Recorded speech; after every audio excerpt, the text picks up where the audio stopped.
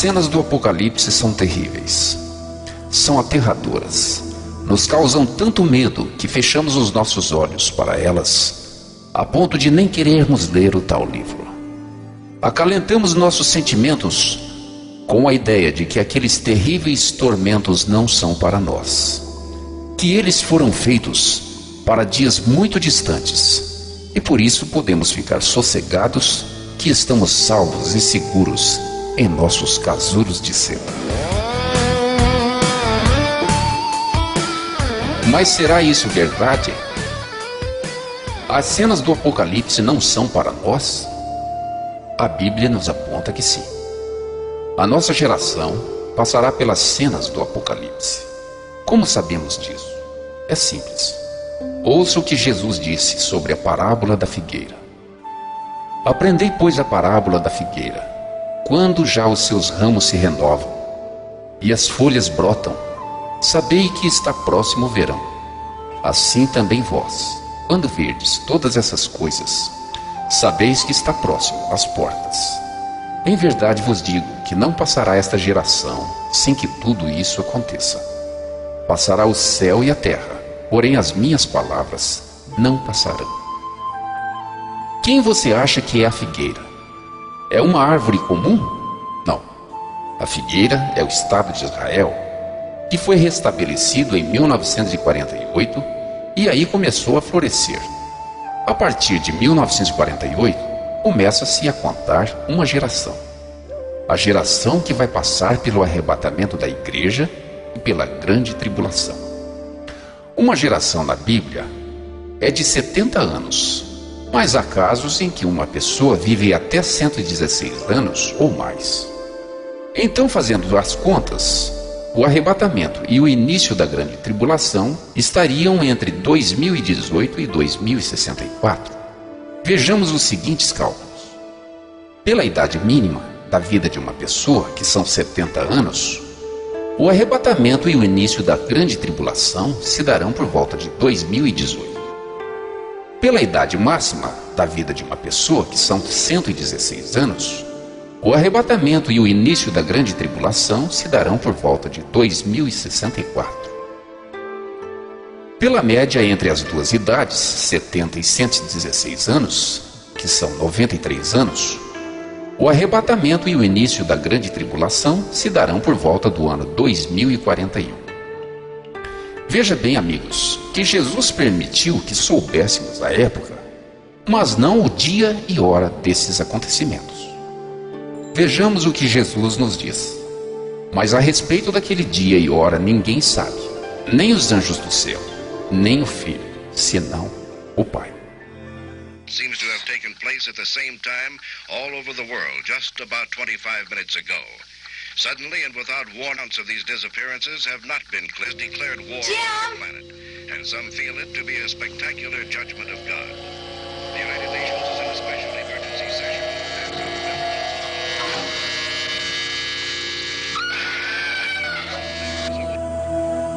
Mas convém que fiquemos de sobreaviso e estejamos preparados para que aquele dia não nos pegue de surpresa como um ladrão. Como disse Jesus, portanto vigiai, porque não sabeis o dia que vem o Senhor. Mas considerai isso: se o pai de família soubesse a que hora viria o ladrão, vigiaria e não deixaria que fosse arrombada a sua casa. Por isso ficai também vós apercebidos, porque a hora em que não cuidais, o Filho do Homem virá.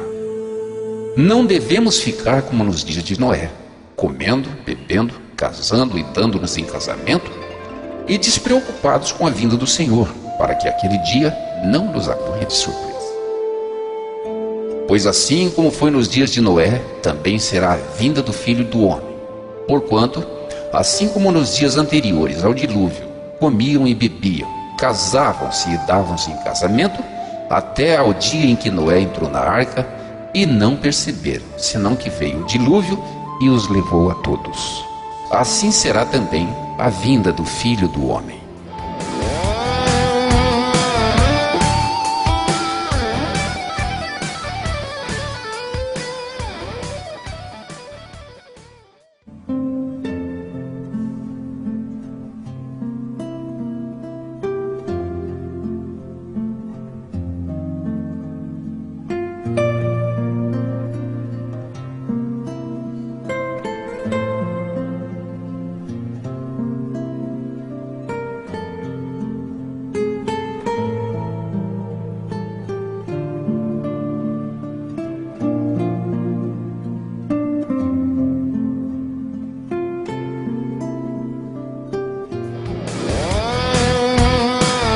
As cenas do Apocalipse nos levam ao inevitável confronto com o Anticristo.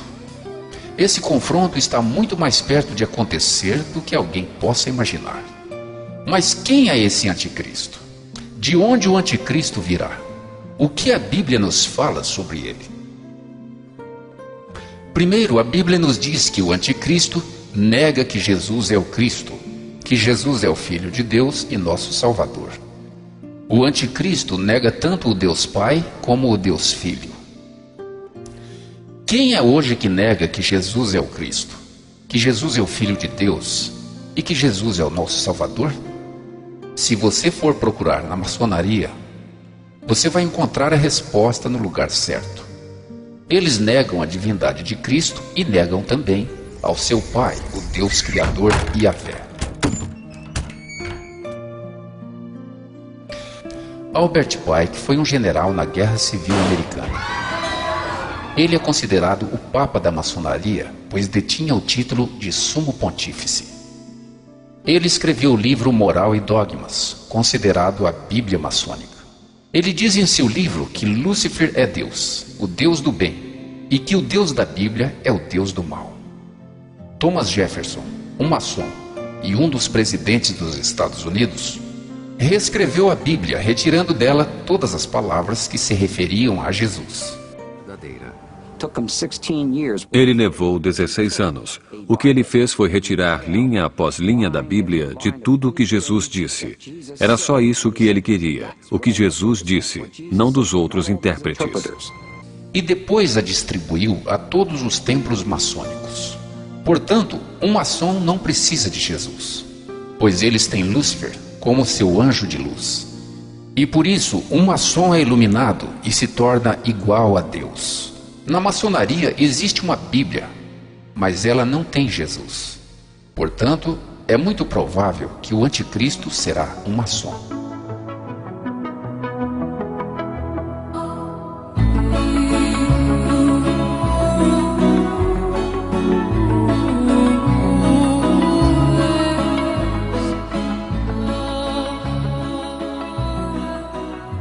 Ah, tá, tudo bem, que ele seja um maçom, mas o Anticristo será também um judeu?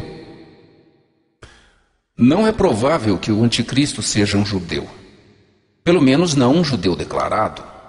Porque o Anticristo fará um pacto com Israel durante 7 anos.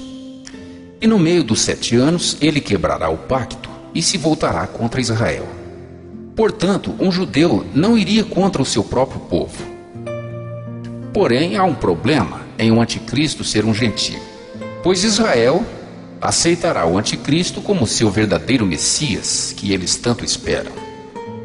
Então, para ser aceito por Israel, o Anticristo obrigatoriamente terá que ter em suas veias correndo o sangue real da casa de Davi. Ou seja, ele poderá ser até um gentio, desde que tenha em suas veias o sangue real da linhagem do rei Davi.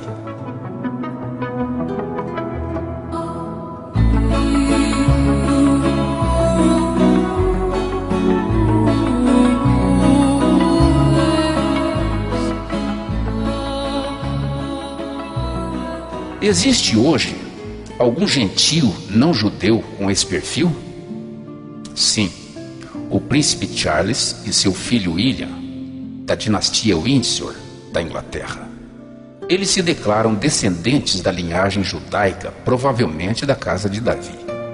Os da dinastia Windsor são os únicos gentios hoje com sangue real que remontam ao rei Davi. E além disso, todos sabem que o príncipe Charles é grão-mestre da maçonaria.